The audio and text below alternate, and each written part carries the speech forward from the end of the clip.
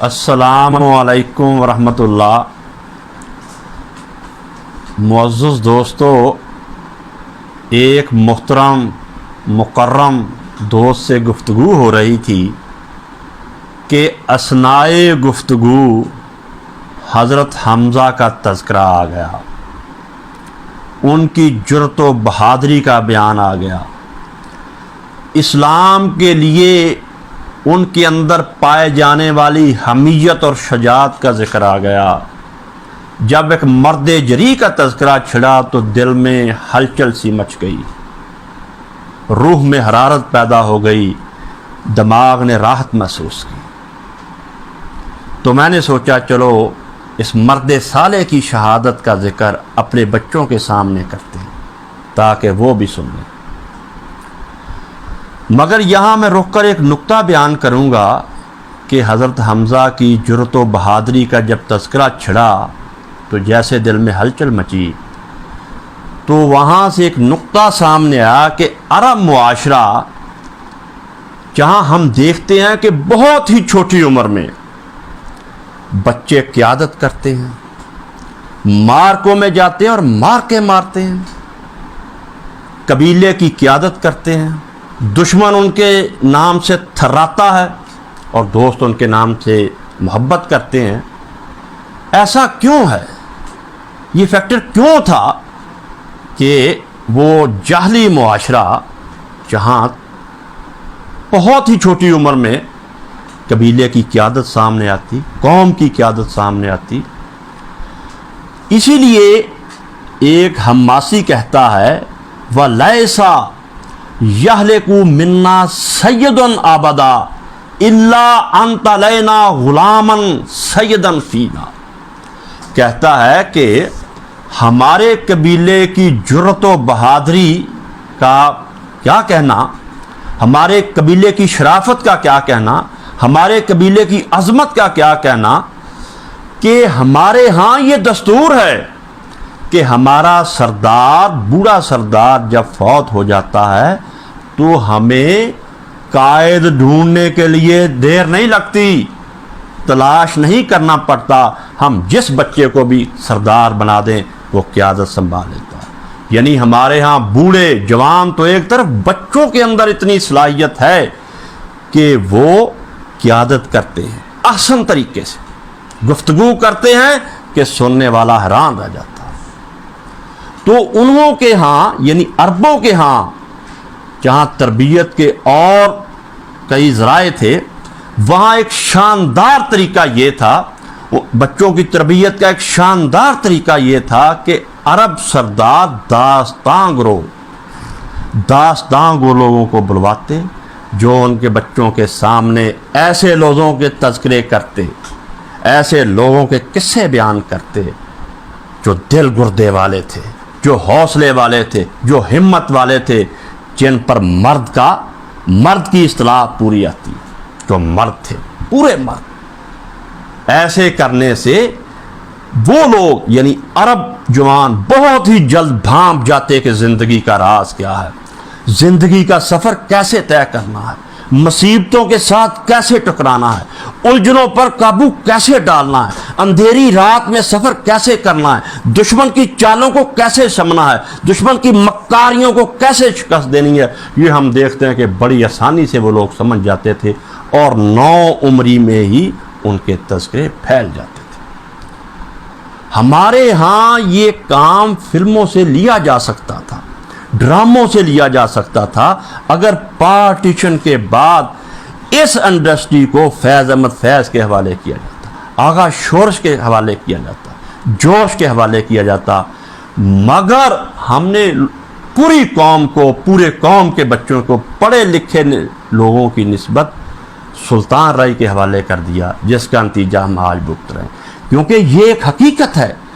کہ اس انڈسٹری کا، فلم اور ڈرامے کا لوگوں کے دلوں دماغ پر جس طرح اثر ہوتا ہے، پوری انسانی تاریخ میں کسی بات کا اتنا اثر نظر نہیں آیا۔ 40-50 یا اس سے بھی پہلے کے بنے ہوئے گیت آج بھی ان کی ریٹنگ یہ ہے کہ 240 ملین لوگوں نے سنا، ایک اسٹیشن پر 250 ملین لوگوں نے سنا ہے۔ بہت اس انڈسٹری کا لوگوں پر کے دلوں اور دماغوں پہ قبضہ ہو جاتا ہے۔ اس کا اظہار اقبال نے اپنی شاعری پہ بھی کیا کہ سینما کا جتنا اثر دل اور دماغ پر ہوتا ہے، وہ کہتے ہیں میں ششدر ہوں۔ حال ہی میں ایک ترکی ڈرامہ آپ لوگوں کے سامنے آیا، جس طرح اس نے ہلچل مچائی آپ لوگوں کے سامنے، مگر ہمارے جو قائدین ہیں، ہمارے جو ٹیچرز ہیں، ہمارے جو ٹیوٹرز ہیں، وہ بچوں کو کیا سبق دے رہے ہیں، اس کے بارے میں نے کیا کہنا، اقبال ہی کہہ گئے، شکایت ہے مجھے یارب ان خداوندان مکتب سے، شکایت ہے مجھے یارب خداوندان مکتب سے، سبق شاہی بچوں کو دے رہے ہیں خاک بازی کا۔ یہ ہمارے بچوں کے اندر ہر خوف، ہر ڈر اور ہر بزدلی کا جو سامان پیدا کر دیتے ہیں۔ جب بچہ اسکولوں اور کالجوں سے نکلتا ہے، وہ انجینئر تو بن جاتا ہے، ڈاکٹر تو بن جاتا ہے، مگر زندگی کی الجھنوں سے ٹکرانے کے لیے اس کے حوصلہ نہیں ہوتا، کیونکہ دنیا کے جتنی بھی بزدل لوگ ہوتے ہیں، ان کو تذکرے سنائے ہوتے ہیں، اس کے دل اور دماغ میں بزدلی کوٹ کوٹ کر بھری ہوتی ہے۔ چھپکلی مارنے کے لیے بھی اس کو باہر سے بنڈا ڈھونڈنا پڑتا ہے کہ میں کیسے ماروں، کمرہ چھوڑ کر بھاگ جاتا ہوں۔ تو حضرت حمزہ کا مختصر ذکر کرتے ہیں، ان کی شہادت کا، اور ان کی شہادت کے بعد جو ان کی نعش مبارک سے ہوا اس کا ہم ذکر کریں گے۔ یہ ہے صحیح بخاری، امام بخاری نے باب منعقد کیا ہے، باب قتل حمزہ ابن عبد المطلب رضی اللہ تعالی عنہ۔ حدیث کا نمبر ہے 4072۔ اس حدیث کے راوی حضرت حمزہ کی شہادت کا تذکرہ کرنے والے وحشی بن حرب ہیں، جو حضرت حمزہ کے قاتل تھے۔ وحشی بیان کرتا ہے کہ عرب کے قریشی سرداروں نے، یعنی مکے کے قریشی سرداروں اور عورتوں نے مجھ سے یہ معاہدہ کر لیا کہ اگر تم حمزہ کو شہید کر دو، کیونکہ اس نے بدر کے میدان میں ہمارے بزرگوں کے بڑے چیتھڑے دیڑے ہیں، بوٹیاں بکھیری اس نے، خون میں ڈبوئے ہمارے بوڑھے مشرق، تو اب تم یہ ہمارے ساتھ ایگریمنٹ کرو، تم لڑائی میں مہارت رکھتے ہو، اگر تم حضرت حمزہ کو شہید کر دو گے تو ہماری طرف سے تم آزاد ہو۔ اس ایگریمنٹ، اس معاہدہ کے تحت احد کی لڑائی میں وحشی بن حرب شامل ہوا۔ وہ کہتا کہ جب صفیں بندھ گئیں، پورا کیسے شہادت ہوئی، کیسے اس نے برچھا مارا، یہ سارا واقعہ ہم اسی کی زبانی سنتے ہیں۔ وحشی بن حرب بیان کرتا ہے، فَلَمَّا اسْتَفُّوا لِلْقِتَالِ خَرَجَ سِبَاعٌ فَقَالَ هَلْ مِن مُبَارِزٍ فَقَالَ، کہ جب صفیں بند گئیں، وہ کہتا ہے کہ ایک چھوٹی سی پہاڑی تھی، میں اس کی اوٹ میں چھپ گیا، پہاڑی اس کے پتھر تھا، پتھر کے پیچھے میں چھپ کر بیٹھ گیا۔ یہاں محدثین نے لکھا تو نے چھپ کر ہی بیٹھنا تھا، بزدل تمہارے اندر اتنا حوصلہ کہ تم اللہ کے شیر کے سامنے آ کر لڑ سکے، اللہ کے شیر کو للکارتے، رسول اللہ کے پہلوان سے للکار سکے، تو نے چھپ کر ہی بیٹھنا تھا، چھپ کر ہی پھر اس نے وار کیا۔ کہتا کہ میں یہ دیکھ رہا تھا پتھر کے پیچھے سے کہ صفیں بند گئیں، جب صفیں بند گئیں دونوں طرف سے، قریش مکہ کی صفیں بھی بند گئیں اور مسلمانوں کی صفیں بھی بند گئیں، قریشیوں کی طرف سے سبا بن عبد العزیٰ سامنے آیا اور اس نے کہا کون ہے جو مجھ سے لڑے گا؟ مسلمانوں سے، صحابہ سے مخاطب ہو کر بولا کون ہے جو مجھ سے لڑے گا؟ کوئی ہے جو مجھ سے لڑ سکے؟ کون ہے جو تم میں سے میرے مقابلے کے لیے آئے گا؟ ابھی اس کی یہ آواز، ابھی اس کی یہ للکار فضا میں پوری طرح پھیلی بھی نہیں تھی۔ فخرج علیہ حمزہ بن عبد المطلب فقال یا صبا، جو ہی اس کی آواز یہ فضا میں پھیلی، حضرت حمزہ رضی اللہ تعالیٰ عنہ میدان میں آئے، اللہ کے شیر میدان میں سامنے آئے اور کہا اے صبا، صبا بن عبد العزیٰ سے مخاطب ہوئے، اے صبا تو یبنا ام انمار مقطعۃ البذور، کہنے لگے اے صبا تو وہی نہیں ہے کہ جس کی ماں مکے میں بچوں کے ختنے کیا کرتی تھی، اس کو آرد لائی کہ یعنی یہ کہا ہے نائن کے بیٹے، عربوں کے اندر یہ دستور تھا کہ لڑائی کے دوران وہ اپنے باپ اور اپنے دادا کے قصیدے پڑھا کرتے تھے، رجز پڑھا کرتے تھے۔ جیسے اسی جنگ میں حضرت حمزہ کا آتا ہے کہ ایک دوسرے کافر کی جب انہوں نے گردن اڑائی، وار کیا اور وہ فٹ بال کی طرح دور جا گری، تو ساتھ ہی حضرت حمزہ نے یہ کہا تھا میں ساقی حجاج کا بیٹا ہوں۔ حضرت حمزہ نے اپنے والد کا ذکر کیا۔ تو جو صبح سامنے آیا تو حضرت حمزہ اس سے مخاطب ہوئے اور فرمایا یبن ام انمار مقطعۃ البذور، اے نائن کے بچے، آتحاد اللہ و رسولہ، تیرا اتنا حوصلہ، تیری اتنی جرت تو کہ آج اللہ اس کے رسول سے لڑنے آ گیا ہے۔ ثم شد علیہ فکان کامثل ظاہر، پھر پوری طاقت سے اس کو وار کیا اور ایسے مٹا کر پور جملہ بولا فکان کامثل ظاہر، اسے ایسے نبود کر کے رکھ دیا جیسے گزرا ہوا کل، صفحہ ہستی سے مٹا دیا۔ پھر جنگ ہوتی رہی، مسلمانوں کو فتح نصیب ہوئی۔ جیسے آپ سارا جانتے ہیں کہ وہ صحابہ کی ایک حرکت کی وجہ سے جنگ کا پاسا پلٹ گیا۔ جب پاسا پلٹ گیا بھگدڑ مچ گئی، لوگ بھاگنا شروع ہو گئے، بڑے بڑے صحاب ثابت قدم نہ رہ گئے، جن کا ذکر سورہ آل عمران میں ہے اور اسی بخاری میں ہے۔ امام بخاری نے ان کے نام بھی لکھے ہیں کہ کون کون بھاگ کر مدینے پہنچا تھا۔ بھگدڑ مچ گئی۔ حضرت حمزہ لڑتے رہے، ثابت قدم رہے۔ حضرت حمزہ ان لوگوں میں تھے جن کے قدم نہیں ہلے، پہاڑ کی طرح جمے اور لڑتے رہے۔ واشی جو کہ طاق میں بیٹھا تھا وہ کہہ رہا تھا کہ میں دیکھتا رہا، جو ہی حضرت حمزہ میرے پاس آئے لڑتے لڑتے ایک لمحے کے لیے رکے، میں نے پوری زور سے ان کے ناف کے نیچے برچھا مارا۔ جب میں نے برچھا اتنی طاقت سے مارا کہ برچھا ناف کے نیچے لگا اور پیچھے سے نکل گیا۔ حضرت حمزہ نے ایک طرف تو خونی آنکھ سے میری طرف دیکھا، شیر کی نظر سے دیکھا کہ یہ کس نے حرکت کیا، اس کے بھی میں چیسڑے دیر دوں، مگر قدم لڑکھڑائے، گرے اور روح پرواز کر گئے۔ کدو گیسو میں کیسو کہکن کی آزمائش ہے، جہاں ہم ہیں وہاں دار و رسن کی آزمائش۔ یہاں بھی ایک نوٹ طلب بات ہے کہ ٹوٹل 70 صحابہ شہید ہوئے۔ احد کے میدان میں ٹوٹل 70 صحابہ شہید ہوئے، ان میں 66 انصاری تھے اور باقی 4 عبد المطلب کی اولاد میں سے۔ جو باقی 4 مہاجر صحابہ شہید ہوئے وہ عبد المطلب کی اولاد سے تھے۔ بڑا لڑی عبد المطلب کی اولاد رسول اللہ کے، دائیں بائیں آگے پیچھے۔ تو جب حضرت حمزہ شہید ہو گئے تو اس کے بعد فتح مکہ کے دن واشی بھی عرب کے دوسرے لوگوں کے قریشی سرداروں کے ساتھ مسلمان ہو گیا،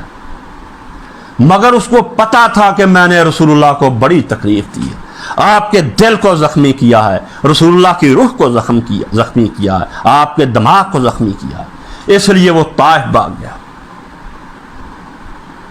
طائف بھاگ گیا۔ بعد میں کسی نے اس کو کہا، جیسا وہ خود بیان کر رہا ہے بخاری کی اسی روایت میں، کہ مجھے کسی نے یہ مشورہ دیا کہ رسول اللہ سفیروں کو، ایلچیوں کو کچھ نہیں کہتے، تم ایسا کرو کہ جو طائف کا وفد آپ کے پاس جا رہا ہے اسی میں شامل ہو جاؤ، رسول اللہ کی خدمت میں پیش ہو جاؤ۔ چنانچہ وہ خود بیان کرتا ہے کہ میں رسول اللہ کی خدمت میں حاضر ہوا، وفد میں شامل ہوا اور آپ کی خدمت میں پہنچے۔ جب آپ کے سامنے آیا تو آپ نے اس کو پہچان لیا۔ انت واشی، آپ نے فرمایا کہ تو واشی ہے؟ قول تو نام، واشی نے گھبرا کر کہا، ڈرے ہوئے نے کہا کہ ہاں میں ہی واشی ہوں۔ قال انت قتلت حمزہ، آپ نے فرمایا تو نے ہی حمزہ کو شہید کیا تھا، تو نے ہی حضرت حمزہ کو قتل کیا تھا۔ واشی کہنے لگا قلت قد کان من الامر ما بلغک، کہ یا رسول اللہ آپ کو تو پتہ ہی ہے جو اصل بات تھی کہ کیسے میں نے قریشیوں کے ساتھ ایگریمنٹ کیا، کیسے شہید کیا، پورا معاملہ آپ کو پہنچ گیا ہے، آپ تک پوری بات پہنچ گئی ہے کہ میں کیسے لالچ میں آیا اور کیسے میں نے شہید کیا، اصل بات اب تک پہنچ گئی ہے۔ آپ نے اس کی بات سن کے فرمایا کالا فہل تستطیع ان تغیب وجہک عنی، پھر تو ایسا کر سکتا ہے کہ اپنا چہرہ مجھ سے دور کر لے، میری نظروں سے اوجھل ہو جا، میری نظروں سے دور ہو جا، میں تجھے دیکھنا نہیں چاہتا کہ تو نے میرے اوپر اتنا ظلم اٹھایا، میرے بازو کو کاٹا تم نے، میری روح کو زخمی کیا۔ یہاں ایک غور طلب بات ہے کہ وحشی جس نے لوگوں کے کہنے پر،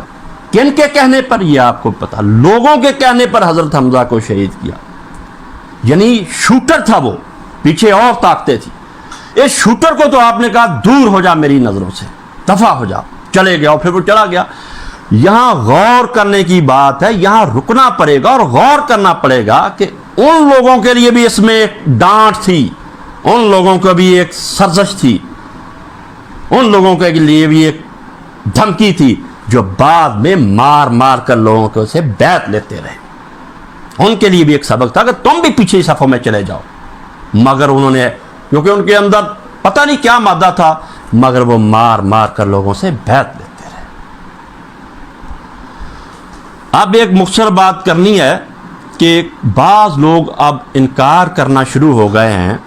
کہ حضرت حمزہ رضی اللہ تعالی عنہ کی لاش کا مسلح نہیں بنایا گیا، کیونکہ انہوں نے ظالموں کا دفاع اپنے ذمے لے لیا ہے۔ ہر مسلمان حاکم، صرف حاکم مسلمان ہو اور وہ حاکم ہو، بس پھر وہ ان کے ذمے لگ جاتا ہے کہ ہم نے اس کا دفاع کرنا، اس کے کالے کرتوتوں کا دفاع کرنا، سمندروں کا پورا پانی لا کے اس کے منہ کو دھونا ہے، اگرچہ دھل نہ بھی سکے مگر ہم نے اس کار خیر میں حصہ ضرور لینا، ان کے ذمے ہے۔ تو ایسے لوگوں نے اب یہ بات کرنا شروع کر دی ہے کہ حضرت حمزہ رضی اللہ تعالی عنہ کی لاش کا مسلح نہیں بنایا گیا، ان کو کسی نے کچھ نہیں کہا، اور وہ لوگوں کو کہہ رہے ہیں کہ فلاں فلاں جو نام لیے جا رہے ہیں انہوں نے تو حصہ نہیں لیا ان کی لاش کو مسلح بنانے میں۔ اب میں آپ کی خدمت میں دو حوالے پیش کروں گا۔ پہلا حوالہ ہے حافظ صاحب ابن حجر العسقلانی رحمۃ اللہ علیہ کا فتح الباری، اس کا 7واں جز اور صفحہ 352 پر لکھتے ہیں، حافظ صاحب لکھتے ہیں کہ جو مسلح بنانے کی بات ہو رہی ہے حضرت حمزہ کی، خرجت ہند و نسبت ماہا یمثلن بالقتل، کہ ہند بنت عتبہ حضرت معاویہ رضی اللہ تعالیٰ کی والدہ دوسری عورتوں کے ساتھ نکلی اور انہوں نے لاشوں کا مسلح بنایا۔ آگے تفصیل سے لکھتے ہیں ناک کاٹ دیے لاشوں کے، حضرت حمزہ کے کاٹے، وہ بھی ذکر آئے گا، ناک کاٹے، کان کاٹے، چیر پھاڑ کی، لاشوں کے ساتھ وحشیانہ سلوک کیا، درندوں جیسا سلوک کیا۔ حافظ صاحب لکھ رہے ہیں ہند نکلی اور اس کے ساتھ اور قریشی عورتیں تھیں، وہ نکلی، وہ گیت گا رہی تھی، وہ ان کے رجز جو ہیں دوسری کتابوں میں ملتے ہیں۔ لاشوں کی انہوں نے ناک کاٹے، کان کاٹے، جگر کاٹے اور ان کے ہار پرو کے گلے میں ڈالے، کمر پہ باندھے۔ پھر خصوصاً کیا لکھتے ہیں وَبَكَرَتْ عَنْ قَبْضِ حَمْزَةَ فَلَاقَتْهَا فَلَمْ تَسْتَطِيعُ أَنْ تُصِيغَهَا فَلَا فَازَتْهَا، کہ اس نے حضرت حمزہ کا بھی ناک کاٹا، جگر چیرا اور منہ میں ڈال کر جگر کو چبانے کی کوشش کی، جب چبا نہ سکی تو اس کو تھوک دیا۔ یہ تھی فتح الباری 7واں جز 352 صفحہ۔ اب ایک اور حوالہ، یہی فتح الباری ہے،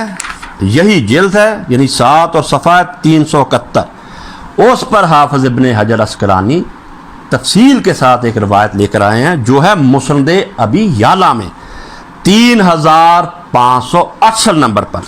مصنف ابن ابی شیبہ وہاں نمبر ہے 36457، سنن دارقطنی وہاں نمبر ہے 4209، اور علامہ حیثمی نے مجمع الزوائد میں بھی اس کو نقل کیا ہے، مجمع الزوائد میں اس کا نمبر ہے 4096۔ ان سب لوگوں نے اس روایت کو صحیح کہا ہے اور اس کی سند کو جید کہا کہ واقعہ کے بعد جب صحابہ شہید ہو گئے تو آپ مختلف صحابہ کی لاش مبارک جو تھی ان کا معائنہ کر رہے تھے. حضرت حمزہ کی لاش نہیں مل رہی تھی. آپ صحابہ کے ساتھ حضرت حمزہ کی لاش کی تلاش میں نکلے.